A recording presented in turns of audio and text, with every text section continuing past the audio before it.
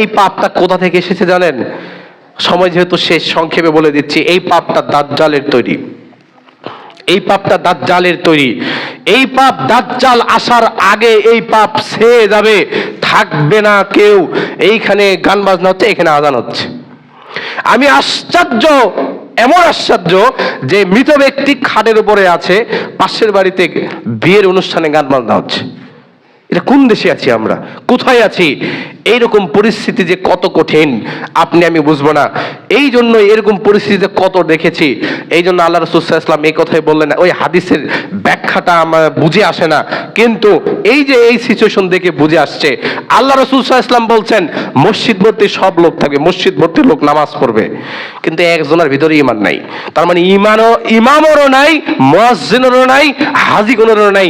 এই ব্যাখ্যাটা বুঝতাম না, এই কয়েক মাস আগে বুঝতাম না, কিন্তু এখন বুঝে গেছি। আল্লাহ রাসূল সাল্লাল্লাহু আলাইহি ওয়াসাল্লাম কেন বললেন সবাই নামাজ পড়বে জামাতের সাথে, জুমার নামাজ পড়বে, ফজরের নামাজ পড়বে, একজনের ঈমান থাকবে না? তো তাই এটা সেই যুগ। এইটা আপনার আমার চোখের সামনে গান বাজনা হচ্ছে, আপনি আমি বাধা দিতে পারছি না। ঈমানই নাই, ঈমানই নাই। আপনাদের সাথে শেয়ার না করে পাচ্ছি না মনের যত দুঃখ আছে। এমন একটা অনুষ্ঠানে গেলাম খুব মনে বড় আশা নিয়ে, কিন্তু গান বাজনা এমন শুরু, সবকিছু বেঁধে নিয়েছে, থাকবে না, চলে যাবো। কিন্তু আপনি আমার চাচা বয়সী, বাবা বয়সী, আপনি আমার হাত ধরে বলছেন বাবা যায় না। এমনকি এমন ভাবে বেরোইছি, হয় আমি বাঁচবো না হলে তারা বাঁচবে, হয় বিয়ে হবে না হলে হবে না। বেরোইছি, আমার নিকটাত্মীয় একবার পা জোরে ধরছে এভাবে। আপনি না পারলেন, কিন্তু আমি পারি। এরা দেখাতে গিয়ে দেখি আল্লাহু আকবার, আল্লাহ মাফ করো, আল্লাহ মাফ করো।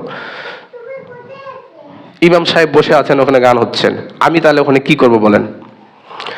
ইমাম সাহেব বসে আছেন ওখানে, আমি দেখে চলে আসলাম লজ্জায়, আল্লাহকে বিচার দিলাম। ওই যে অন্তরে ঘৃণা করতে হবে, আল্লাহকে বললাম আল্লাহ হয় এই ইমামকে সঠিক পথে নিয়ে আসেন, নাহলে ধ্বংস করে দেন। আপনার সহ্য হচ্ছে কেন? আপনি তো এটাকে পাপ মনে করেন না। আপনি কি এটাকে পাপ মনে করেন না? আমি পাপ মনে করেছি, বিধায় প্রতিবাদ করেছি। এটা প্রতিবাদ করা উচিত আপনাদেরকে আজকে একটা আমার কাছে ওয়াদা করতে হবে সবাইকে, যারা মা বোন আছেন, যারা যুবক বয়স, যারা বয়সী আছেন, এই এলাকায় যত বিবাহ হবে, ওই যে তারপর আর একটা কথা ছাড়লাম যে ফ্রি, ওই বক্স নাকি ফ্রি দেয়, ওই বক্স ফ্রি দেয়, কিনা লাগে না, পয়সা দেওয়া লাগে না। ফ্রি কেন? আপনার বাড়ির যদি দিয়ে যায়, সারা জীবনের জন্য দিলাম, তাও বাড়িতে তুলবেন না। এলাকাতে যত বিবাহ হবে,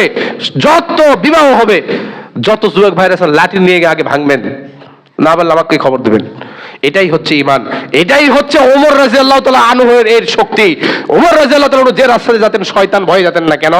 আমি যাচ্ছি, যদি ওমর চলে আসে আমার তো খবর হয়ে যাবে, এই জন্য ভয়ে যেতেন না। এটা হচ্ছে ঈমানের শক্তি।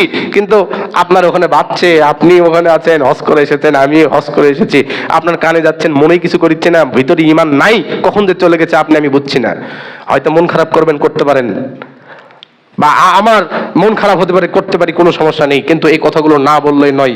একদম ডাইরেক্ট গজব নাজিল হবে এর পক্ষ থেকে।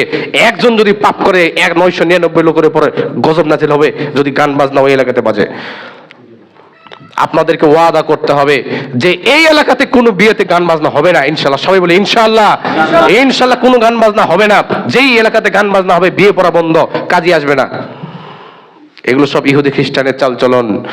ফেরাউনের পিছনে যেদিন দাঁড়াবেন সেদিন বুঝতে পারবেন যে কি হচ্ছে। যাই হোক, মনে কিছু নিয়েন না, মাফ করবেন সন্তান হিসেবে। কথাগুলো মনের মধ্যে ছিল, মনে হয় সব তো আমার যাচ্ছে না, কতদিন বলবো আপনাদের সামনে। আগে গান বাজনা সম্পর্কে কোরআন কি বলে সেটা দেখি। সূরা লুকমানের 6 নম্বর আয়াত, আল্লাহ তাআলা বলছেন ইন্নাল্লাযীনা ইয়াশতারি, নিশ্চয় যারা বিক্রি করে, লাহওয়াল হাদিস, অশ্লীল কথাবার্তা, লিইউযিল্লা আন সাবিলিল্লাহ, আল্লাহর পথ থেকে তাকে নিয়ে যাবে অন্যদিকে। এমন আমাদের এলাকাতে একদম খাস বাংলায় বলি, কিছু কিছু মানুষ থাকবে যারা গান বাজনাকে ভালো ভালো করে পছন্দ করে, খুব ভালো লাগে গান বাজনা, বাদ্যযন্ত্র। আল্লাহ তাআলা এই আয়াতের শেষে বলছেন যে ওয়ালাহুম আযাবুন মুহিন, তাদের জন্য রয়েছে অপমাননাকর শাস্তি। শাস্তি কয়েক প্রকার, তার মধ্যে হচ্ছে আযাবুন আজিম, মানে বিশাল শাস্তি যা আমাদের মাথায় কল্পনা হবে না এটা। আর আযাবুন মুহিন মানে অবমাননাকর শাস্তি। অবমাননা কেমন বলেন তো? একজন চোরকে পিছনে হাত বেঁধে পুলিশ নিয়ে যাচ্ছে, এই চোরের জন্য এটা অবমাননাকর হবে না। কিন্তু যদি মসজিদের কোনো ইমামকে পিছনে হাত বেঁধে এইরকম মুখোশ পরে দিয়ে নিয়ে যায়, ওই ইমামের জন্য এটা অবমাননাকর। ওই ইমামের গলায় যদি জুতার মালা দিয়ে নিয়ে যাওয়া হয়, এটা অবমাননাকর। শাস্তি প্লাস লজ্জা দিবেন আল্লাহ তাআলা কিয়ামতের মাঠে। যারা এই গান বাজনাকে পছন্দ করে, ভালোবাসে, লাইক করে, খুব ভালো লাগে গান শুনতে, তাদেরকে খুব কঠিন শাস্তি দিবেন, তো দিবেন, অবমাননাকর দিবেন। তার মানে কিয়ামতের দিন তাকে উলঙ্গ অবস্থায় ফেরেশতারা নিবে, হাত বাঁধা থাকবে, মুখ বন্ধ থাকবে, গলায় জুতার মালা। কোথায় নিয়ে বেড়াবেন? যদি দুনিয়াতে হয় হয়তো আমাদের এই পাড়া, এই এলাকা, কিন্তু কিয়ামতের দিন আদম আলাইহিস সালাম থেকে শুরু করে মুহাম্মদ সাল্লাল্লাহু আলাইহি ওয়াসাল্লাম শেষ উম্মত পর্যন্ত যত মানুষ আর জিন আছে সবাই তার দিকে তাকিয়ে থাকবে। এটা হচ্ছে অবমাননাকর। এটাই হচ্ছে অবমাননা কার? যেই ব্যক্তি এই অশ্লীল গান বাজনা শোনে। এটা হচ্ছে কোরআনের আয়াত। আল্লাহ রাসূল সাল্লাল্লাহু আলাইহি ওয়াসাল্লাম বলছেন যে হারামাল্লাহু, আল্লাহ তাআলা হারাম করেছেন আল খামরু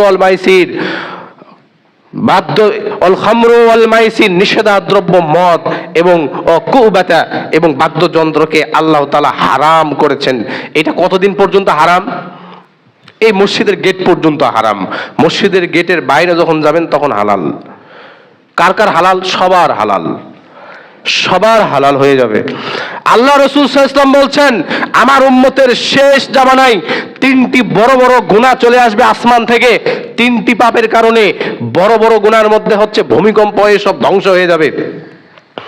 ভূমিকম্প হয়ে সব এমন ধ্বংস হয়ে যাবে তা যা বোঝা যাবে না, হুট করে হয়ে যাবে 1 সেকেন্ডের মধ্যে। মানুষের আকার আকৃতি পরিবর্তন হয়ে যাবে, মানুষের ভিতর থেকে অন্তর ছিটকে চলে যাবে। কখন যে ঈমান চলে গেছে আমি আপনি নিজেই জানি না। কাজগুলো কি? ইজা শারাবাল খামর, যখন মদ খাবে মানুষ প্রকাশ্যে, যখন হারাম বস্তু মানুষ প্রকাশ্যে খাবে, এটা একটা ফ্যাশন বলে। মুখে সিগারেট দিয়ে মোটরসাইকেল টানতেছে, এটা হচ্ছে ফ্যাশন। যখন এরকম প্রকাশ্যে খাবে, আপনার আর আমার মনে হবে না কেন এটা কোনো পাপই না, এটা কোনো পাপ না মনে হচ্ছে যখন বুঝবেন এইরকম গজব নাজিল হবে। যখন নায়িকারা তাদের সামনে, পুরুষের সামনে নাচবে, নাচতেছে তো এখন টিভি খুললে আপনি দেখেন নাচতেছে। 3, যখন অশ্লীল গান বাজনা ছেয়ে যাবে সব এলাকাতে, এইটাই সবচেয়ে বড় কঠিন পাপ। আল্লাহ রাসূল সাল্লাল্লাহু আলাইহি ওয়াসাল্লাম বলছেন কঠিন পাপ কেন বলেন তো? মনে করেন এখানে একটা বিয়ে হচ্ছে, গান যদি বাজাই, এই 15 থেকে 20-22 বছরের ছেলে পেলে কয়জন যাবে? 25, 30, 50 জন ওখানে গান বাজনা বাজাচ্ছেন।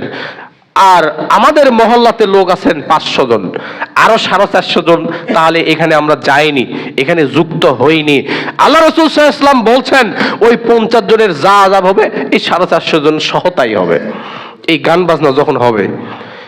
তো আমি এখন কি করলাম? আপনি যে গান বাজাচ্ছেন আপনার হবে, আমি এখন কি করলাম? আমারও তো সেম কাজ হচ্ছে। এই জন্য আল্লাহ তাআলা জিবরাইল আলাইহিস সালামকে বলছেন, জিবরাইল, জি আল্লাহ বলুন, ওই যে একটা গ্রাম দেখতে পাচ্ছ? জি দেখতে পাচ্ছি। আচ্ছা গ্রামটা ধরে একবার উল্টে দিয়ে সবগুলোকে মেরে দিয়ে আসো তো। তো বলছেন আল্লাহ একটা কোশ্চিন আছে। কি করছে? ওখানে যদি 2-3 জন নামাজি আছে, 5 ওয়াক্ত নামাজ পড়ে, হজ করেছে, রমজানের রোজা রাখে, এদের কি করব? ওদের শুদ্ধ দিয়ে আসে, ওরা বাধা দিতে পারেনি, একবারে শুদ্ধে সবগুলোকে ধ্বংস করে দিয়ে আসলেন মাটির নিচে বনি ইসরাইলকে। এটা আল্লাহর ক্ষমতা, এটা আল্লাহর ক্ষমতা। এটা হচ্ছে গান বাজনার কি ফজিলত। তা আপনি আমি কি করব? নিরুপায়। আপনি আমি কি বলি তো? নিরুপায়। এমন কোন বিয়ে নেই যে যেই বিয়েতে এখন বর্তমানে গান বাজনা হচ্ছে না। হোক সেটা ইমামের, হোক সেটা মুয়াজ্জিন, হোক সেটা হাজির, হোক সেটা গাজির, হোক সেটা জারি হোক, হচ্ছে। কেন হচ্ছে বলেন তো? কারণ কি? এইটা আমাদের সমাজের লোকদের ভিতর দুর্বলতা আছে, দুর্বলতা আছে। এই মুহূর্তে আমাদের কি করণীয়? করণীয় একটাই। আবু সাঈদ খুদরি রাদিয়াল্লাহু তাআলা আনহু বলছেন, আল্লাহ রাসূল সাল্লাল্লাহু আলাইহি ওয়াসাল্লাম বলছেন, মান রাআ মিনকুম মুনকারান ফালিগরিহু বিয়াদিহি। যখন কোনো মানুষ কোনো অন্যায় সচক্ষে দেখবে, এই যে অশ্লীল গান বাজনা হচ্ছে, এমনকি নামাজের সময় অফ হচ্ছে না, অশ্লীল গান বাজনা হচ্ছে, যদি কেউ দেখে, ফার্স্ট তার প্রথম কাজ, যদি মুসলমান হয় হাত দিয়ে বাধা দিবে। এই এখানে গান বাজনা কে বাজাচ্ছে, এই বন্ধ করো, নাহলে সব ভেঙে ফেলে দেবো। এইভাবে যদি কেউ সাহস রাখেন, রাখতে হবে, রাখবেন। আল্লাহ রাসূল সাল্লাল্লাহু আলাইহি ওয়াসাল্লাম বলছেন ফাইল্লাম ইয়াসতাতি ফাবিকলবিহি, যদি না পারে, আপনি গিয়েছেন কিন্তু আপনি পারছেন না, আপনি এই সমাজের না, আপনি অন্য এলাকার, অথবা আপনি গিয়েছেন আপনাকে কেউ মানে দিচ্ছে না, তখন অন্তর দিয়ে ঘৃণা করতে হবে, আল্লাহ তোদের ধ্বংস করে দেখ, আল্লাহ তোদের অমঙ্গল করুক, না হলে আর তোদেরকে ফিরিয়ে দেখ, এভাবে মন্তর দিয়ে ঘৃণা করতে হবে। ফাইল্লাম ইয়াসতাতি, যদি এটা না পারে তাহলে কি হবে? ওয়াজালিকা আযাফুল ঈমান, যদি এটাও না পারে তাহলে ঈমানই নেই। ওয়াজালিকা আযাফুল ঈমান, তার ঈমানের সর্বশেষ স্তর এটা। সম্মানিত উপস্থিতি, প্রথম অর্থটা ছুটে গেছে। যদি কেউ পারে তাহলে মুখ দিয়ে বারণ করবে, যদি না পারে হাত দিয়ে ঠেকে দিবে, যদি না পারে অন্তর দিয়ে ঘৃণা করবে। অন্তর দিয়ে অন্তত আমাদের ঘৃণা করা উচিত, এইটা খারাপ হচ্ছে। যদি না হয় তাহলে আপনার আমার আযাব, আপনার আমার গজব রক্ষা হবে না।